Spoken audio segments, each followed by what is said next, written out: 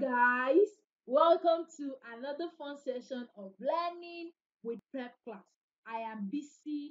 I am a prep class tutor. So what do we have in this video? I'll be solving question 1 to question 5 of the Aqua Prevocational Studies Agricultural Science for the year 2017.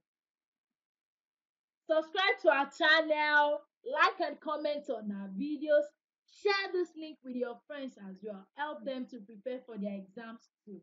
Okay, so let's move on to the first question. Number 1, a castrated male pig is called A, sow, B, hog, C, bull, D, lard. So, which of these is a castrated male pig called? Now, before we choose the option, what does castration mean? What does it mean to be castrated? And then after that, we need to know what each of these options mean. Okay, so first of all, what is castration? Castration of a male pig refers to the removal of the testes. So why is castration done to male pigs? This is to avoid bolting in the midst of sexually mature male pigs and to reduce aggression towards other pigs and caretakers. Okay, so what does boltent mean? This is an accumulation of compounds such as cattle or androstenone in the midst of intact males that cause an unpleasant smell and taste that is released when pork is eaten. So this boltent is accumulation of some compounds that cause unpleasant smell and taste. So this is why people would not buy this kind of pork because of the unpleasant taste and smell. So this is why the testis is removed. Okay, and also castration is done to reduce aggression towards other pigs and caretakers. So pigs who still have their testes intact tend to be aggressive towards other pigs and caretakers. So this is why castration is done in male pigs. Okay, so now let's learn the meaning of each of the options. So the first one is sow. Sow is an adult female pig. So an adult female pig is called a sow. What about hog? Hog is a castrated domestic male pig. So hog is castrated domestic male pig. What about bull? Bull is an uncastrated domestic male pig. Okay, so the male pig that is not castrated is called a bull. Then what about lard? Lard is a semi-solid white fat product obtained by rendering the fatty tissue of the pig. So lard is 100% pork, okay, because it is made from the fatty tissue of the pig. So which of these is correct? A castrated male pig is called a hog. Remember, a hog is a castrated adult male pig. So the correct option here is B. Number 2, which of these is an intermediate farm machinery? A, tractor, B, ridges, C, plow, D, arrows. Okay, so first of all, what is intermediate farm machinery? So intermediate farm machinery are machines that are powered by a tractor, electricity, or an electric generating set. So the first option is tractor. Tractor is a powerful motor vehicle with large rear wheels that is used on farms for hauling equipment and trailers. So trailers are vehicles that are used to transport goods. Okay, so what about ridge? Ridge is a long, narrow piece of raised land that is formed by a plow. Then what about plow? It is a farm tool for loosening or turning the soil before sowing seed or planting. Modern plow is drawn by a tractor. Arrows, it is a farm machine with sharp blades used for breaking up and smoothing out the surface of the soil. Modern arrow is drawn by a tractor. So you can see that plow, arrows, and tractors are all intermediate farm machinery, but ridge is not an intermediate farm machinery. So the correct option here is B. Which Which of the following is not an intermediate farm machinery? The correct option here is B, ridges. Okay, question 3. Which of these is not an importance of forest? A, purification of air. B, serves as windbreak. C, increases evaporation. D, formation of cloud. So first of all, what is a forest? A forest is an area of land dominated by trees. So in a forest, you find a lot of trees. So forests are very important. Okay, so one of the importance of forest is the purification of air. Forests have a lot of trees, and trees are natural air purifier as they undergo photosynthesis. So plants release huge amounts of oxygen to the atmosphere as a product of photosynthesis, and they absorb carbon dioxide. I hope you remember what photosynthesis is. So photosynthesis is the process by which plants make their own food.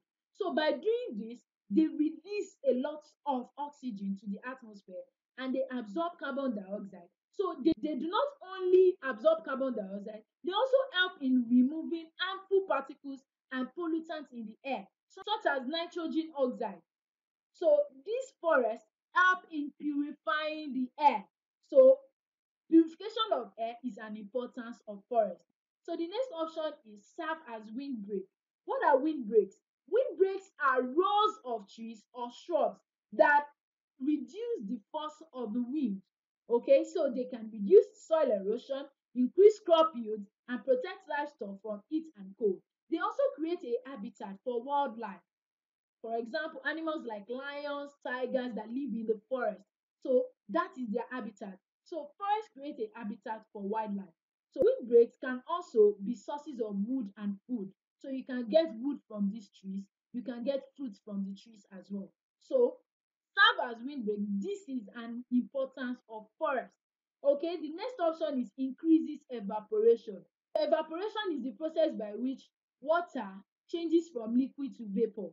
This is not an importance of forest.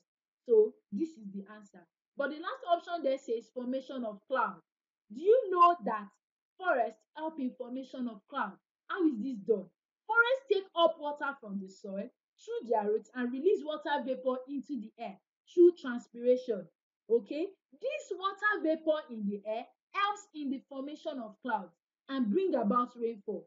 So now, do you agree with me that forests actually play an important role in the amount of rainfall? Yes, because the water vapor that goes into the atmosphere bring about rainfall. Okay, so which of this is not an importance of forest?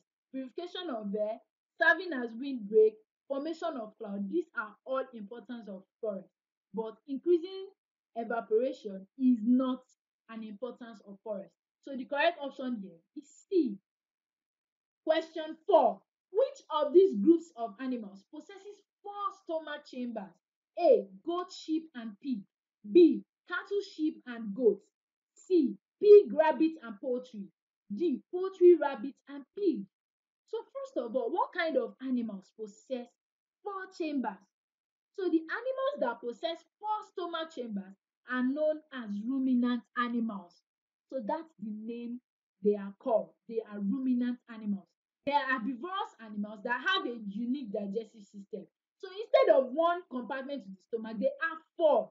Wow, these are really interesting sets of animals. They have 4 stomach chambers: the rumen, reticulum, omasum, and abomasum. So these are the 4 chambers that they have. Okay, so the ruminant animals do not completely chew the grass or vegetation that they eat. The partially eaten grass is called cud, and it is regurgitated again, that it is brought out again and chewed again. These are characteristics of ruminant animals. Examples of ruminant animals are cattle, sheep, camels, giraffes, goats, and so on. So all animals that possess 4 stomach chambers are called ruminant animals. Okay, so the question here says which of these groups of animals possess 4 stomach chambers? So let's start by looking at each of the options: goat, sheep, and pig. So goat and sheep are ruminant animals. They have 4 stomach chambers. But pig is not a ruminant animal because it has only 1 stomach chamber. Okay, so A is wrong. B, cattle, sheep, and goat.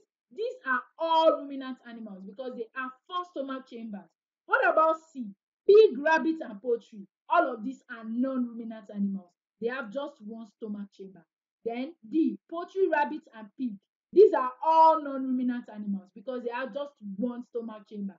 So the correct option is B.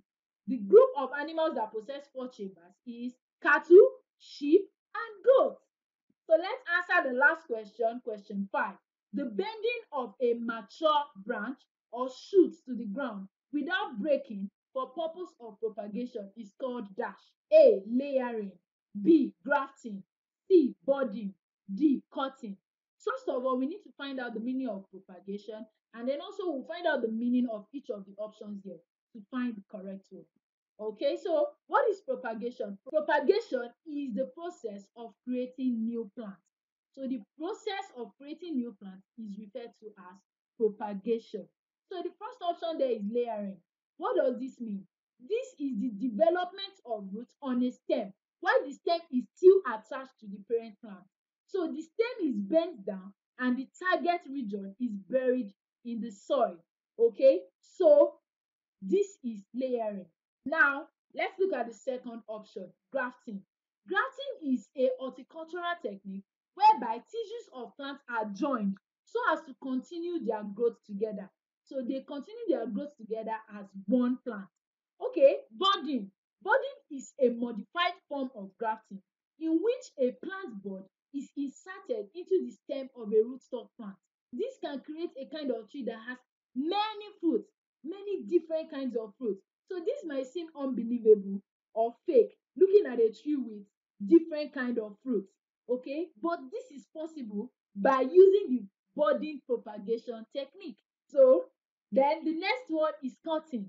Cutting is a propagation method in which a piece of the stem or the root of the source plant, that is the parent plant, is placed in a suitable medium such as moist soil in order to regenerate itself, that is to grow by itself, thereby forming a whole new plant. So you are cutting a piece of the stem or root of a parent plant, then you grow it independently, it grow by itself to form a whole new plant.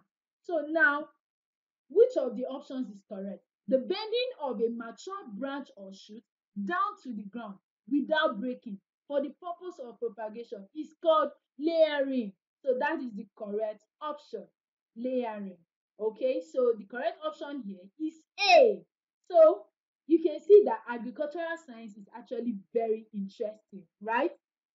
Or don't you agree with me? Of course you do. Okay, so please make sure that you like and comment on this video. Also, subscribe to our channel to get more videos like this. Then you can join us on WhatsApp by clicking on the link in the description below. Till I come your way next time. Bye for now.